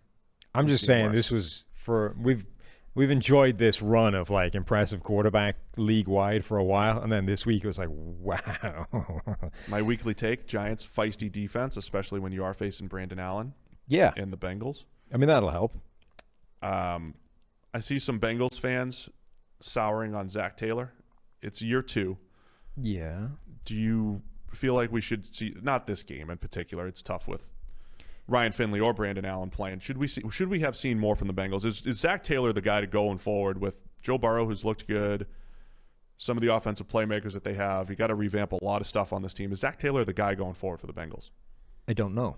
Good answer. I think that there are areas you can point to and say this should be better, even factoring in the problems, right? Rookie quarterback, terrible offensive line.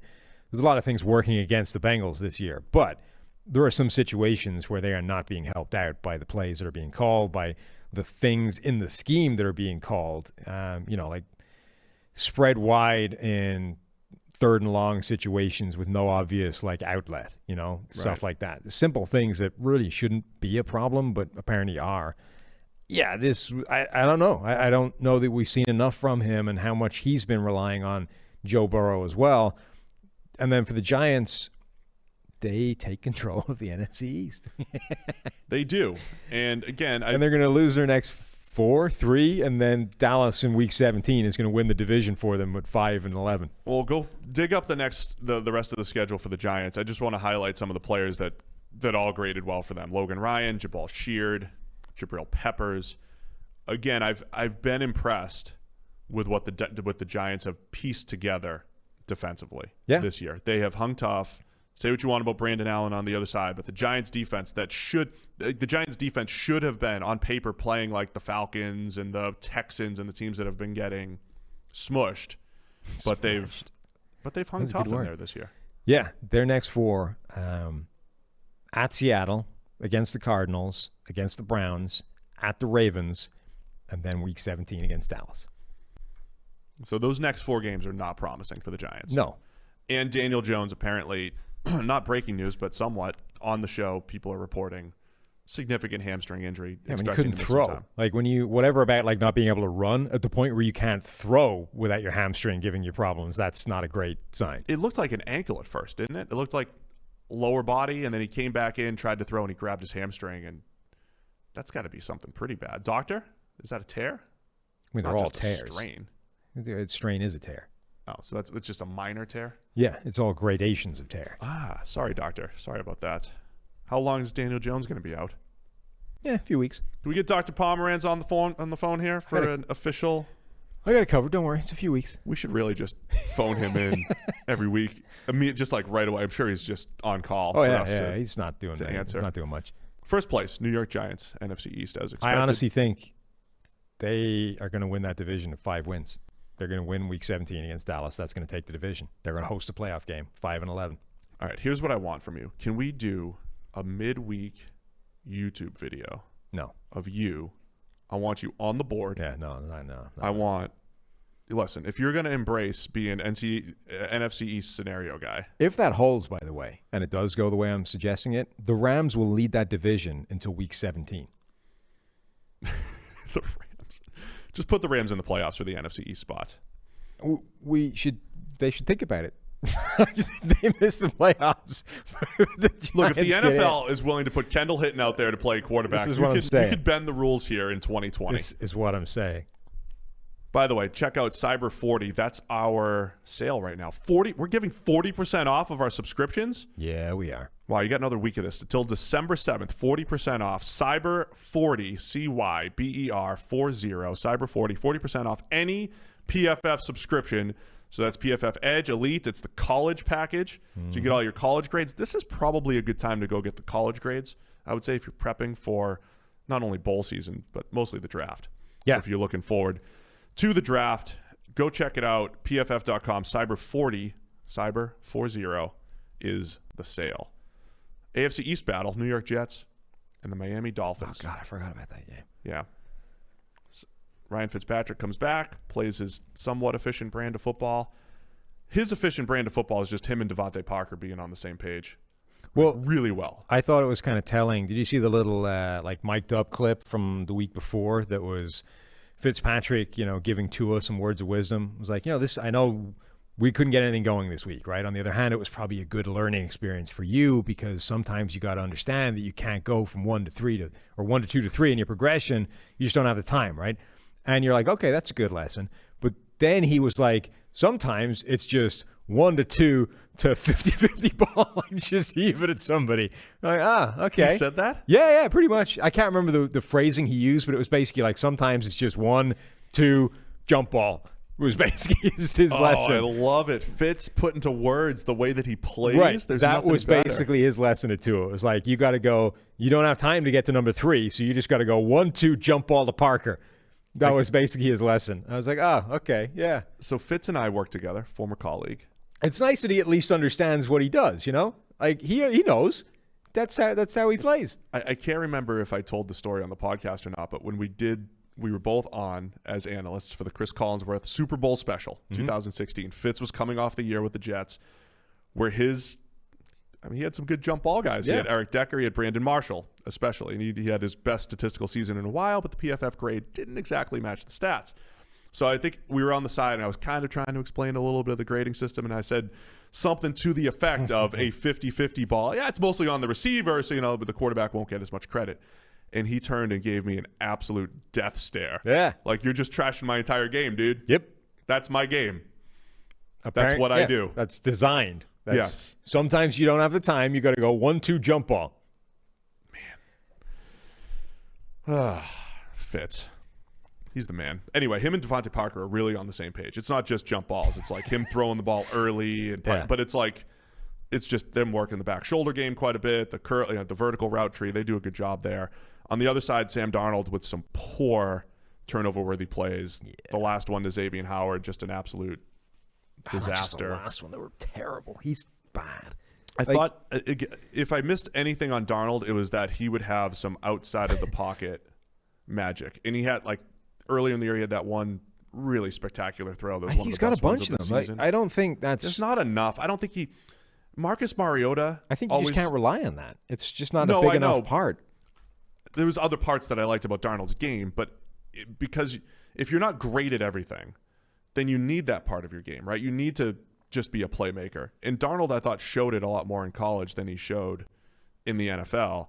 But it kind of reminds me of Marcus Mariota, where the skills are there, but the feel for it it's just not translating. And Darnold outside the pocket throws one to Xavier Howard. And look, the Dolphins defense too, they're in this Belichick man-heavy scheme where the windows are tight. If nothing, they're going to get burnt sometimes. A couple weeks ago against Arizona, but they just make throws difficult. It's not easy going up against this team. I think they're particularly well suited to cause Darnold problems in that area. I mean, this was the defense that made him see ghosts, Same defense, different venue.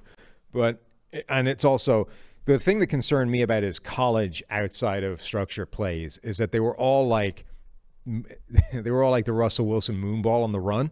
It's like, let's drop it into a bucket for a guy running downfield as I'm escaping the pocket. And you're like, all right, but that relies on a certain degree of separation and openness that isn't necessarily there in the NFL. And if you put that much air under the ball with it in the air that long, they're going to make plays on it. And that's basically what you're seeing now is most of the time, he doesn't fire the ball into a tight window. He tries to lob one into a bucket, and that's an issue.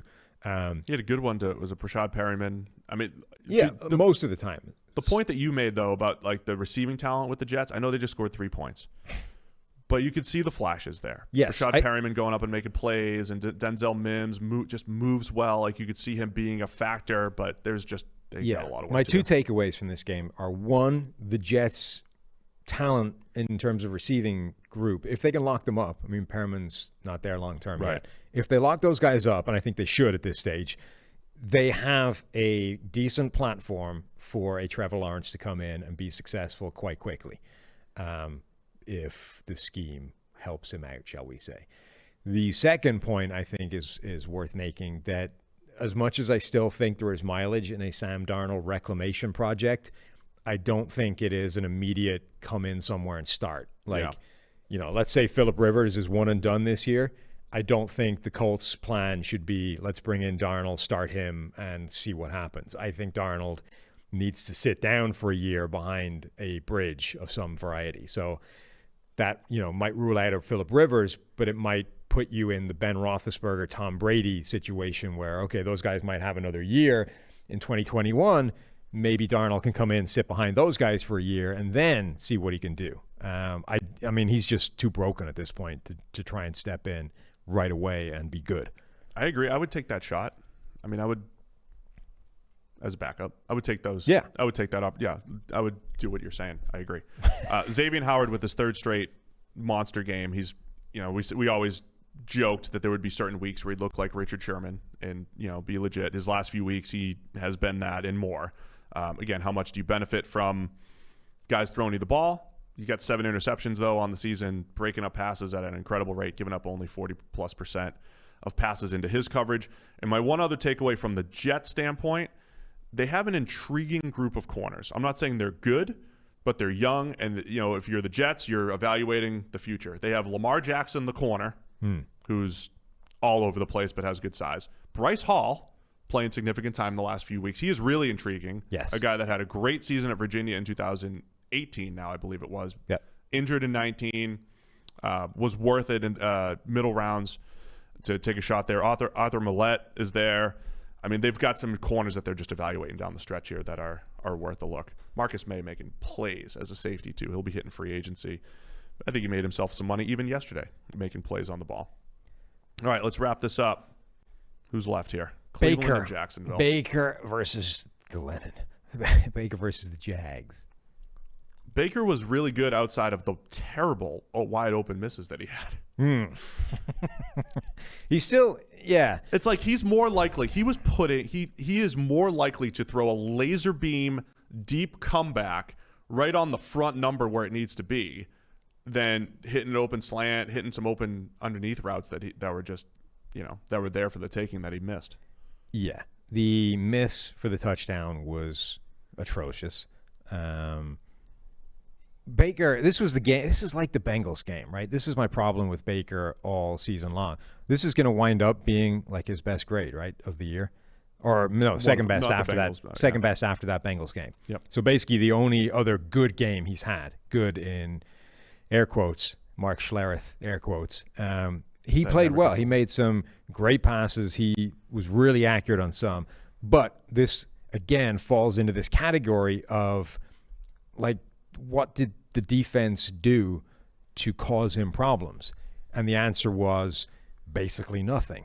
And that's kind of Baker's issue, is that they did slightly better than the Bengals in that they at least forced him off his first read like more than twice, which the Bengals didn't do. On the other hand, it was like 7 times, right? So Baker, if you let him drop back, look at his first receiver, know where he's going, and fire the ball to that guy, can be a very good quarterback. My problems with him is what happens when he's forced off that guy? Can he go through a progression? Can he understand the coverage he's looking at, correctly identify the basic stuff, right? The stuff that quarterbacks need to do against most NFL teams.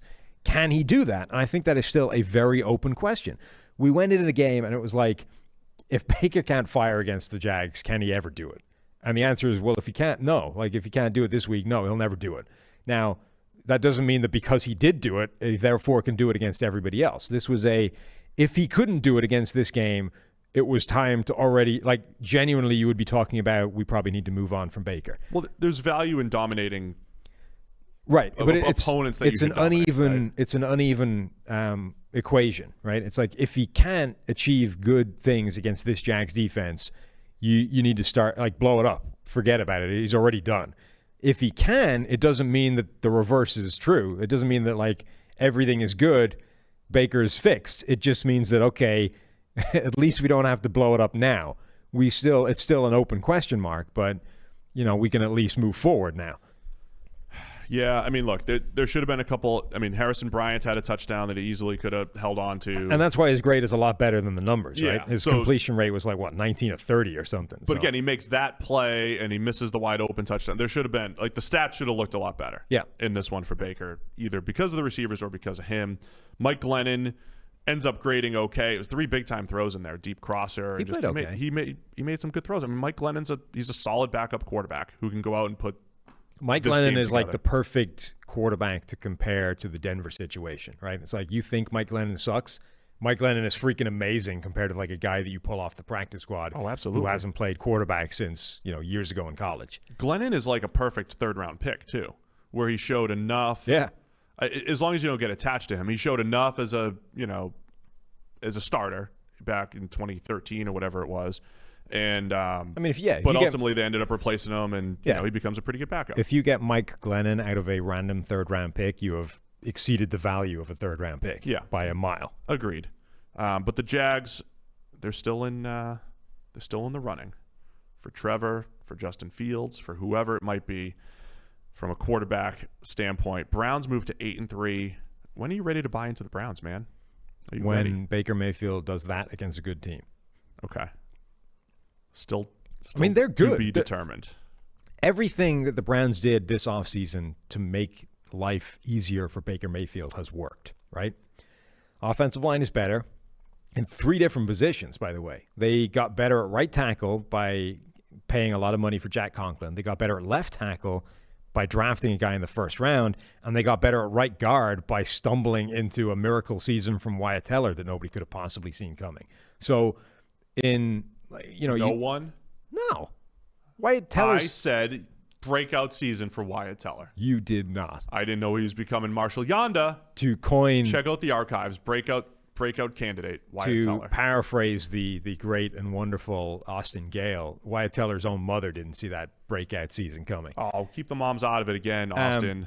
But you talk about you throw a lot of darts at these things, right? The offensive line and try and improve, and generally you don't have 100% strike rate.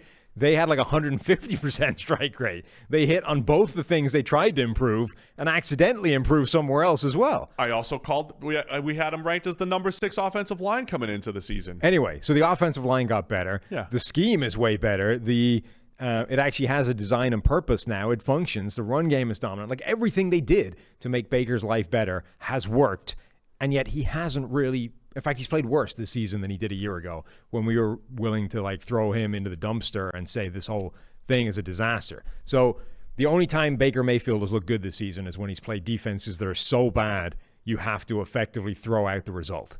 The Jags they had a coverage grade of just 32, and the stats were good, not and yet, great. my point is the Baker. Browns are 8-3, right? So they're a good team with a quarterback that is yet to play at the level we know he is capable of. If he ever does that against a team that isn't the Bengals or the Jags, they are dangerous. Like if Baker shows up randomly and has like a rookie season Baker Mayfield game against a good team, the Browns are really good.